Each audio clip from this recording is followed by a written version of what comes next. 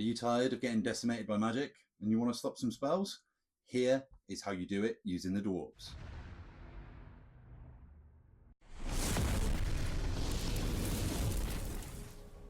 Hey guys, welcome back to the channel. It's Richie here and this is Dowie After Dark. How are you all? I hope you're all well, and today we are going to be speaking about how to stop that dastardly magic. Do you ever get halfway through a game and you're starting to think, there's far too much magic kicking around, how do I stop this? Well, today we're going to talk about a couple of methods and a couple of the key spells that you're going to want to stop to make your games better and to be able to get some more wins from the Dwarves. As Dwarf players, we have a couple of key ways that we can stop those dastardly spells, be it with Runesmiths, Rune Lords, the Anvil of Doom, or some runes that we can take on them. Dwarves in previous editions of Warhammer Fantasy used to be really good at stopping spells, whereas now we're okay. Unless we sink a lot of points into it, then we can become really good at stopping those spells. So the cheapest option we have at 65 points is the humble Runesmith. Unfortunately, the Runesmiths only have an 18-inch aura of Dispel, but if you keep one or two of these in units that you're going to be throwing up the board, then you can suddenly start to project that Dispel range out. Obviously, you're not going to be able to stop anything turn one, but hopefully they won't be casting anything that's too dangerous towards you in that turn anyway. Apart from maybe Pillars of Fire, but then you can try and get into the spell range and dispel them the next turn before they can hit your lines. I really like to use Runesmiths aggressively, so you can try and get those auras up the board a little bit faster. The best use of a Runesmith is to become a Rune of Spellbreaking Caddy. I like to put 3 runes of spell breaking on these if I'm going to be playing aggressive, and I like to play defensive with that as well. If you haven't seen what the Rune of Spell Breaking does, when you attempt to dispel, you don't have to roll any dice at all and you can automatically unbind that spell. It's an amazing rune. It's like the old Dispel Scrolls from previous editions of Fantasy, which other armies don't have access to. The High Elves have got a version of this, but ours is loads cheaper. Only for 25 points, these are an amazing investment. I would load up as many as you can, so that would be taking 3 on 1 Runesmith. If you're playing against something that you know is going to be really magic focused, potentially worth taking 2 Runesmiths and maybe just taking 5 between the 2 would be really good. Then you're going to be stopping loads and loads of spells every turn. If you take these onto the Runesmith, that is a really cheap investment to be able to lock down those spells, and it can also mean that you win the game. If you get hit by a Mirage or a column of crystal put in front of your big unit, then that can sometimes actually lose you the game. So if you can stop those key spells at a pivotal time, then you can go forward and win the game. Unfortunately, with the Runesmith, they are only dispelling as a level 1, which, if you're not using the runes of spellbreaking, isn't very good, and you're probably not going to stand up to those level 4s. The only reason that you're going to be taking the Runesmith anyway is to keep it nice and cheap and load up on the spellbreaking runes. What the Runesmiths offer as well is a magic resist 2 onto the unit they're in. I'm not going to talk about the other rules that they give to the unit, because this is only about magic defense at the moment. But with that magic resist 2 on that unit, it does make those pivotal spells quite a bit harder to do. So you're going to be forcing opponents to pop out power scrolls when they're not going to want to use them, or if they do pop a power scroll to get it off, you just chuck your rune spell breaking down and suddenly they've completely wasted their spell. I really like the Runesmiths for these. The Rune Lords do dispel at a level 2, but I think it's best to just kind of keep it cheap. Keep it to a Runesmith with the runes of spell breaking. I don't personally see a reason to take a Rune Lord. I would always just give it a bit cheaper, keep the Runesmith, get them in the unit, and just throw it across the board towards the enemy wizard so you can try and stop those spells. Something else you can take is the Master Rune of Calm.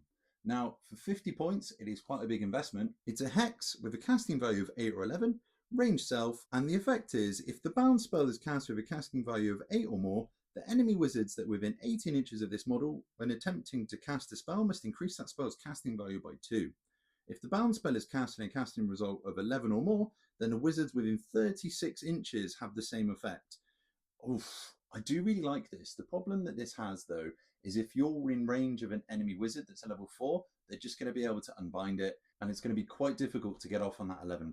If it does go off, it's going to be really good, but I don't think that that's the best point investment to use, unfortunately, and I do think you're better off sticking with the runes of spellbreaking. At 50 points, it's quite an expensive investment. Next up, we've got the Rune of Balance. So this is only for the Anvil of Doom and Dwarf Runesmiths only. Once per turn, the bearer of the Master Rune of Balance may use it when attempting a wizardly dispel. If they do so, roll an extra d6 when making a dispel roll and discard the lowest result. Now, for 35 points, I can see that being quite useful sometimes, but it is taking up the slots in the Runesmiths for those spell breaking. But I do think on the Anvil of Doom, which is dispelling at a level of 3, then this potentially could be useful, as you're hopefully going to be spiking higher than those level 4s. That means that the result on your dice needs to be 2 higher than a level 4 to be able to unbind it, which does mean that this could come in handy, but it does mean that your enemy wizards are going to have to be within 24 inches of that anvil. So I personally would want to take this on the anvil rather than on the Runesmiths or the Rune Lords. So while we're here, let's talk about everyone's favourite war machine. That's a character that's unmovable, that can follow up. Crazy. I love this thing. So the Anvil of Doom is great. You're going to be able to pump out those spells or runes. Don't call them spells, or you're probably going to annoy all of the dwarf players in the world.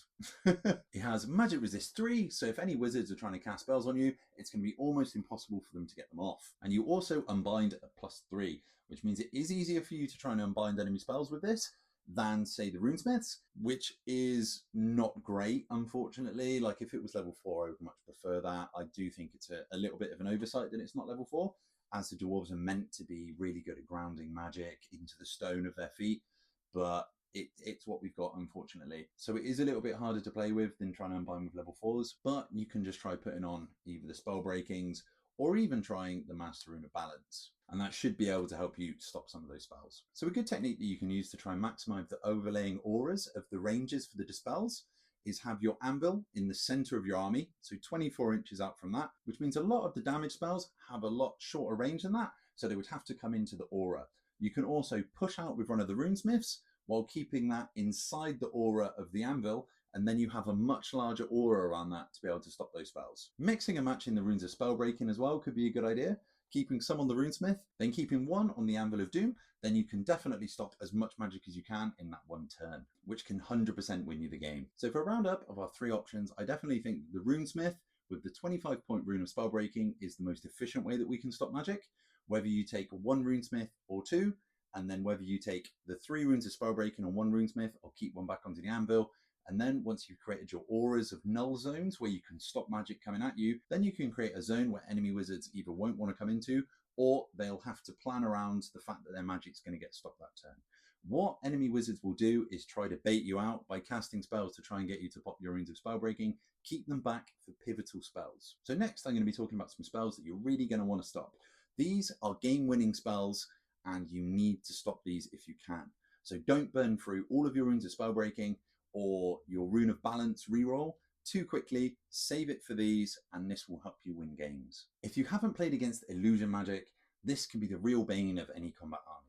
So if you're running a Royal Clans list or even a Grand Army where you're yeeting up the board and you want to try and get into combat as quickly as possible, there are 2 spells that will ruin your day: Column of Crystal and Miasmic Mirage. Firstly, let's talk about Mirage. It's a hex with a casting value of 11 plus and range 15. Until the start of your next turn subphase, the target enemy suffers -2 to modifier to movement characteristic to a minimum of 1, cannot march or charge. This is a horrendous spell to be cast in your combat block.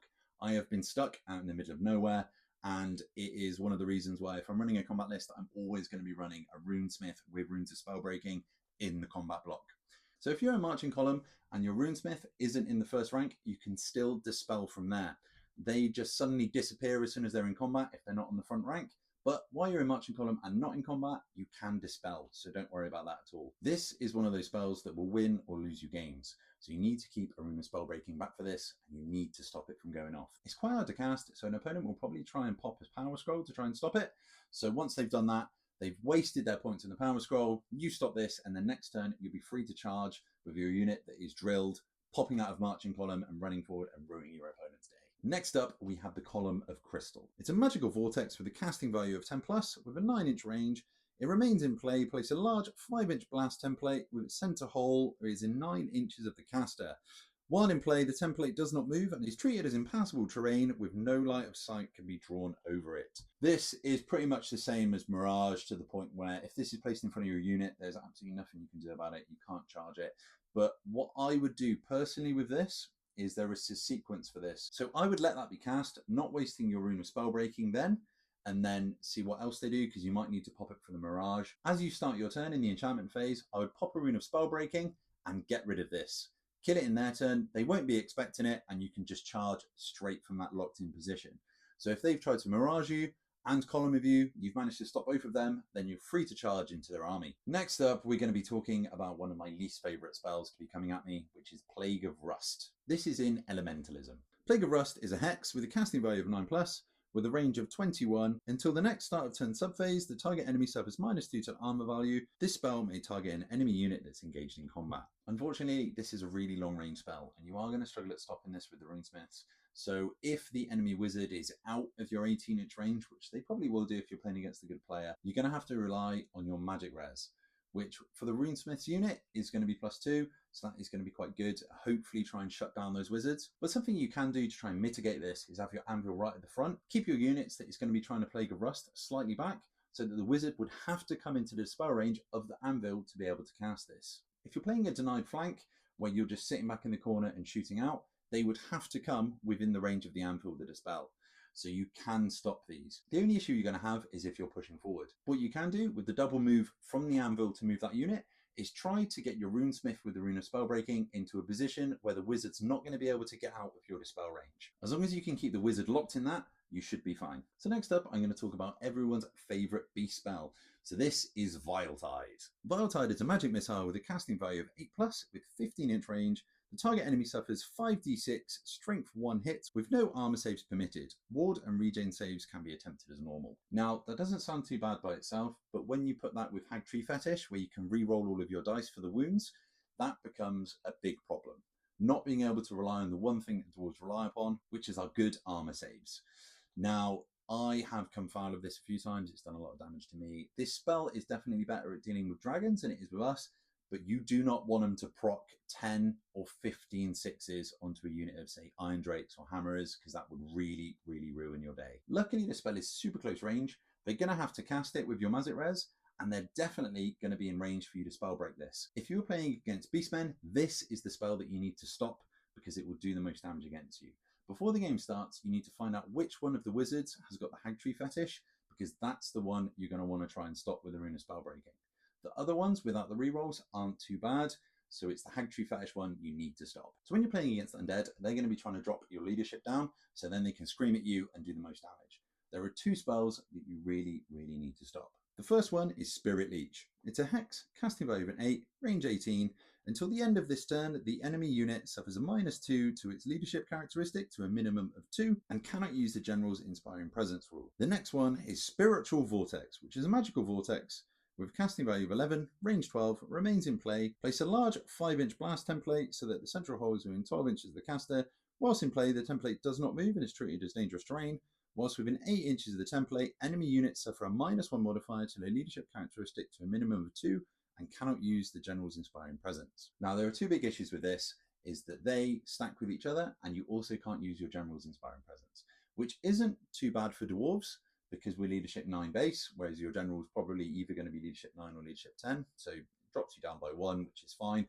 But being able to drop you down leadership and then have a Terror Causer in you as well, which is pretty horrendous, so you're going to want to try and stop these. The most important one for me to try and stop would be the Vortex, because that's affecting multiple units if you're all bunched up. You want to try and stop those, as they are both really, really close range, which means you can pop 2 Runes of Spellbreaking down, stop them, and then kill anything that was going to try and scream at you, because they are really close to you. So that is a game-winning move against undead. If you can stop that initial first turn barrage, suddenly you've got all of your points still on the board, and then you can deal loads more damage that turn after. Another spell that you really want to try and stop is Pillar of Fire, which is in Battle Magic.